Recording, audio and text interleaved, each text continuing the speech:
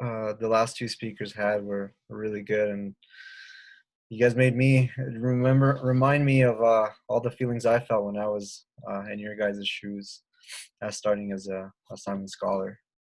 So first, I want to thank you to Anissa and Janet for asking me to come here today and to talk to you guys. I know that this isn't how we all expected our graduations to go. I'm gonna take off my silly hat. I hope it's okay. Um, uh, we didn't expect our graduations to go like this, and I didn't get a graduation either. But still, it's something that you guys need to be proud of, and something that you guys need to realize that all of us are so proud of you guys for all of the work that you guys have done to get to where you are today. So I'm going to tell you guys a little bit about me.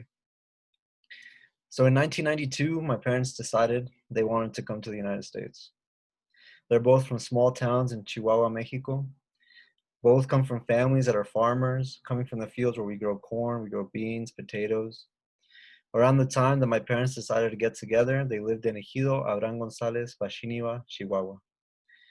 And around that time in 92, my mom was pregnant with me. My dad, he was working in the US infrequently and eventually came over to the United States for a chance to be a resident. Ronald Reagan was president, and he granted amnesty for all the undocumented people that were within the border. And my dad was fortunate enough to be one of those people. Funny enough, that's why he named me Ronald. He was that thankful for him. He wanted me to be born here. So did my mom.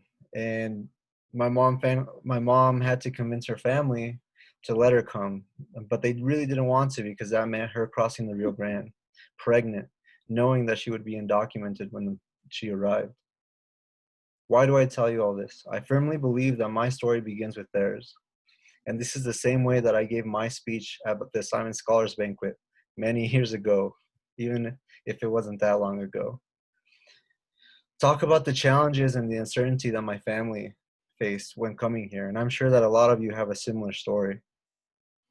That moment was pivotal, though, and the decision was based on the fact that my siblings and I would have the opportunity to pursue an education here. Again, something that a lot of us have in common. So just to give you guys a little more insight, in 2005, the New Mexico Simon Scholars Program was started. At the time, all they did was give a check to students and hope that they would use it for college and go on their way. But they quickly realized that that wasn't enough. They realized that we needed to help our community students by providing more than just scholarship. We needed to give them college prep. We needed to give them support through their journeys. I'm positive that at that time, the future of the program was uncertain, and they knew that they would face many challenges ahead. I mentioned that so you guys know how far we've come and how far the program has come in preparing you guys for your next step. It wasn't always that way. So back to me, where the year was 2009. I was at Capitol High School in my AVID class when we were encouraged to apply to the program. At the time, I was unsure of what I really wanted to do. I knew that maybe I liked architecture. I mean, my mom cleaned houses at the time, and my dad did construction. One of the houses that she cleaned belonged to this architect. It was the biggest, nicest house that I ever saw, and I thought, that's what I need to do if I want a house like that. To give you some more context, I never really thought about college as a possibility. AVID was one of the programs that opened that door. When I was at Capitol, the culture of getting us college bound was just starting. It wasn't an expectation, but it was a really nice thought. When I started that journey of exploring the possibility of going to college, it kind of seemed like a pipe dream. I had no idea what it meant or what challenges I would face. And I remember vividly telling my dad, I think I want to go to college. He made it very clear that my family paying for college was going to be impossible, and that I would have to find a way to do it. You see, to them, education is everything, but a high school diploma would be enough to give me a job at the time. Regardless, even with that huge uncertainty of what college meant, they pushed me to pursue what I could and find a way to make it happen, to make the opportunities that they came for worth it. So naturally, I applied to Simon's. Since they said that they would pay for school. I applied. I didn't think much of it. And after that, I honestly felt I really wasn't going to get it. The peers that were applying along with me were so much more prepared than I was. So I didn't think much of it. And sure enough, I got the interview. I remember going to a hotel in Santa Fe, and there I was in front of what seemed like really important people while my mom sat outside waiting patiently. I sat at the end of a really long table. I was intimidated, I was nervous, I was scared. But once it was over, I left thinking, hey, mom, I told her, I think it went okay. And I just went on with my day. Maybe a week later, Mike Ammerman, and I'm so glad that you guys were blessed to know Mike Ammerman. He called me and asked to meet again. I was spooked. Why would he be calling me? I later learned that the program wasn't sure of my commitment. They needed to meet with me again to really be sure that I would give the program my full attention and dedication. So moving along, and I'm sure you guys remember this moment as vividly as I do, I opened that envelope. I was in. It was a moment that I can firmly say changed my life, and I will say it's a moment that's changed yours. At that moment in time, my life was uncertain, but I was up for the challenge. I became a first-generation high school graduate, like many of you here today. Please, please know that this is no small feat, that you should feel immense pride in what you have accomplished.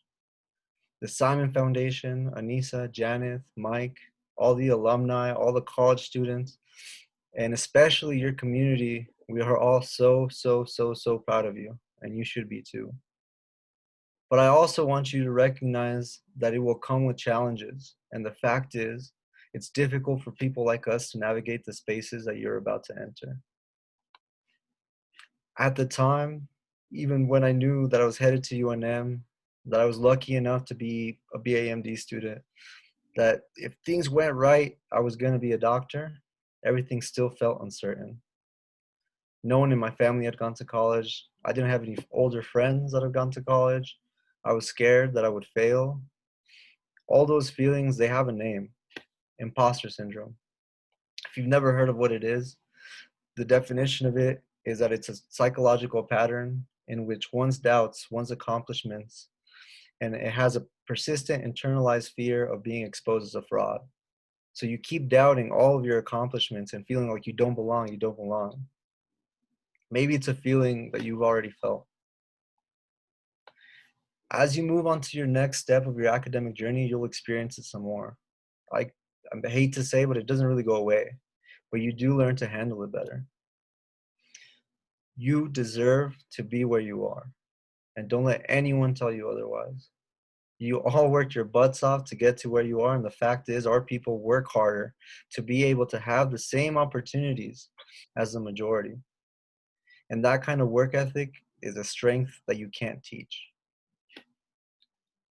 If this pandemic has taught us anything, it's shown us that the future is always uncertain and challenging.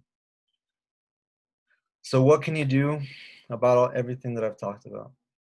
As you move forward, I want you all to remember this. Remember your values and make sure you do one thing every day or every week to fulfill something on that list. Not doing so is going to lead to burnout, fatigue, and depression. I've been there. Remember that your community stands behind you and is here for you. Never be afraid to reach out. Remember why you decided to embark on this journey. It's a new world, and it can get the best of us sometimes. So be sure to ground yourself. Wake up early, work hard, and be prepared to fail. I say this because failure happens, and if you're ready for it, you'll be ready to pick yourself up and try again. In the moments that you can't pick yourself up, please, please reach out and ask for help. It's okay. All of us need help sometimes. If you haven't had a chance to read the letter I wrote to the program a few years ago about this specific topic, please do. Anissa or Janice can give you the link to it. I will end by saying something that I firmly believe, that through adversity comes strength. You're all amazing young scholars, and I have no doubt that you'll do great things moving forward. All of the alums, we send you our congratulations. All the college scholars welcome you into this new world you're about to enter. And we're all here to help you as you move forward.